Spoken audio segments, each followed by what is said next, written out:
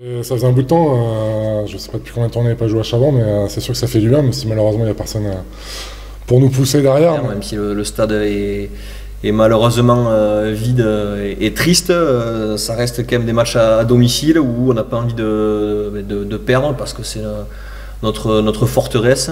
Il manque quelque chose, c'est pas ce dont on a l'habitude.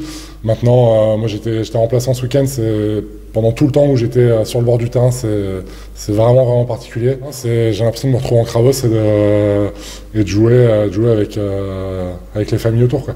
Autant d'ambiance que dans un cimetière. Honnêtement, c'est très triste, quoi.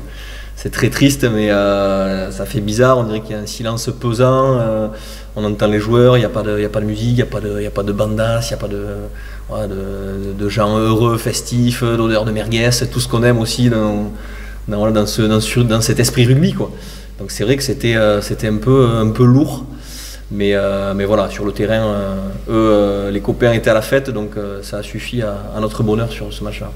Après, une fois que tu joues, tu es dans le match et tu fais un peu moins attention. Peut-être que ce sera plus délicat sur les matchs où ce sera serré, où on aura besoin d'un petit supplément d'âme. Après, c'est sûr que quand on a le 16e homme, le public, et notamment à Chavant, qui vient nombreux, qui pousse, franchement, quand on est joueur, ça porte à se surpasser, ça nous soulève, ça nous galvanise. Donc. Là, c'est la première fois depuis Édimbourg qu'on a une semaine de type.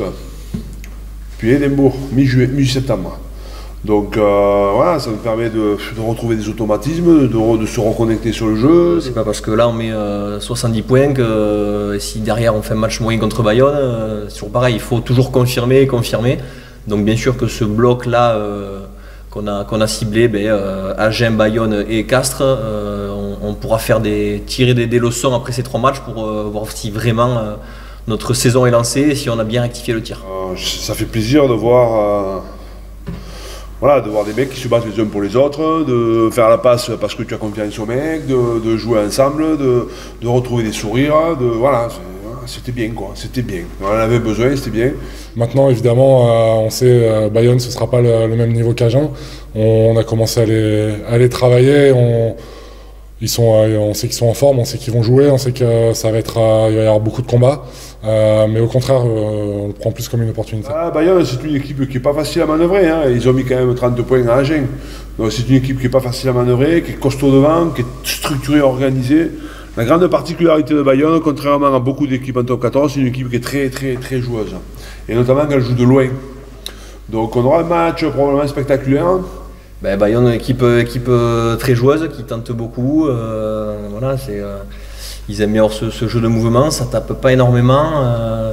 Je pense qu'ils l'ont dans leur ADN, donc je pense qu'ils vont nous proposer ce match-là. Donc être patient, être pragmatique, pas se précipiter, construire le match et essayer nous aussi d'imposer notre jeu. Donc ça sera la clé du match, je pense.